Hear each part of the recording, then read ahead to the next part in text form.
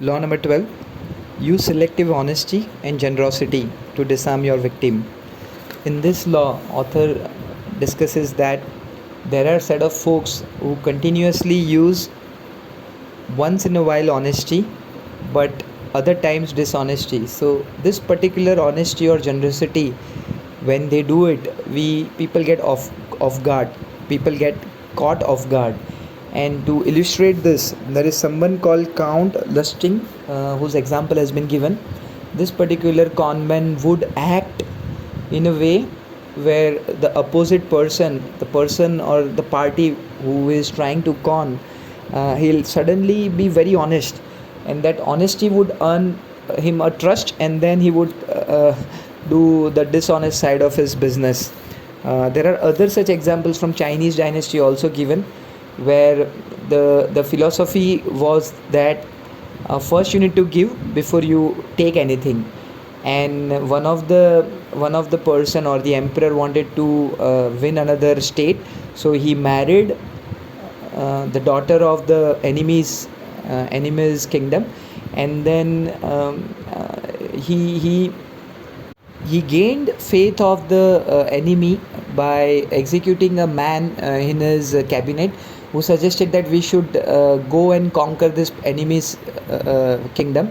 As soon as that happened, the enemy king lose his guard, and he never anticipated that this particular son-in-law would come and conquer his city. And that's exactly what happened. While he was off guard, because of the last generous or honesty shown by the son-in-law, he actually lost.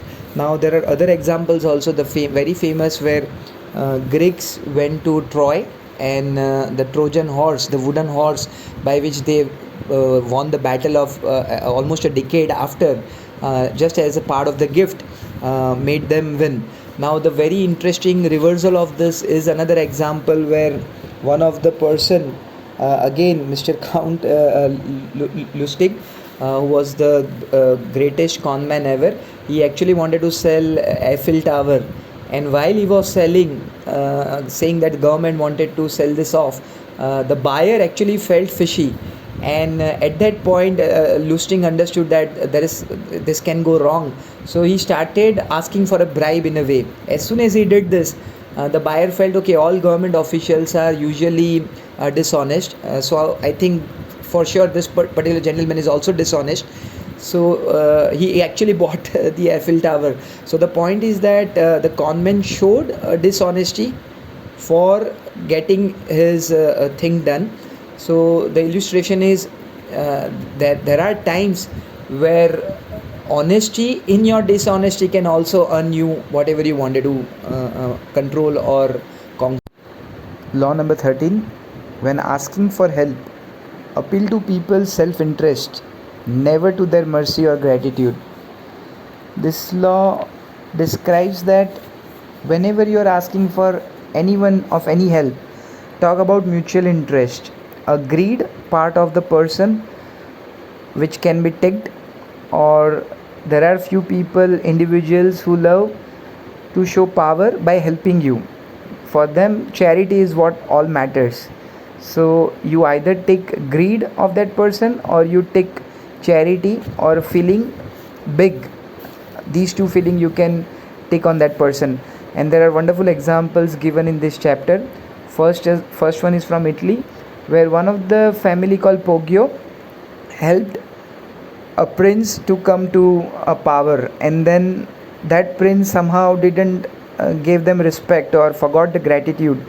And so Poggio wanted to highlight, there were some historical incident which happened, but instead of talking about mutual interest, this family talked about all the obligation which prince had from their family. So prince didn't like this attitude, and then have entire family got executed. So that's first example. Second example is from Athens, where a couple of smaller colonies wanted Athens support. Both ambassadors went to Athens to win their heart. First one talked about mutual interest, even though they were sort of enemies of each other. And second talked about the obligation, as we talked in the last story as well. And you can guess, the first territory got Athens full support, because nobody likes to think about all the prior obligations. They always feel that they are at the current position not because of your obligation, but because of their power, because of their intelligence. So you do that. Then third example is from Japanese, where couple of colonies came, Portuguese and from Holland.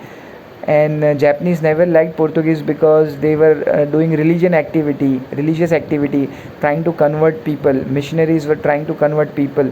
So Japanese emperor never liked them. Instead of that, they started talking and doing a lot of business with people from Holland, because they were talking in a traders format.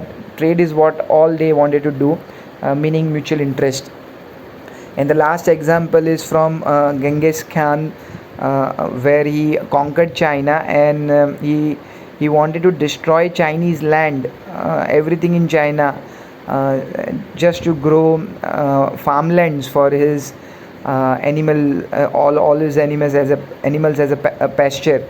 But one of the Chinese foreigner was advisor to Genghis Khan, and then he said that, look, there are a lot of good engineers, artists in this part of the region.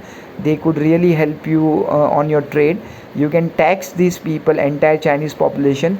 And that is how Genghis Khan saw self-interest and didn't destroy China. Or there are some cities which was his past tradition. Any city which would resist him, he would kill them, and he would execute everyone in that city and make that city collapse. Now the reversal of this is this: the first one, whenever you see an individual who doesn't get excited by greed, do not try to talk about self-interest, talk about charity, for that person to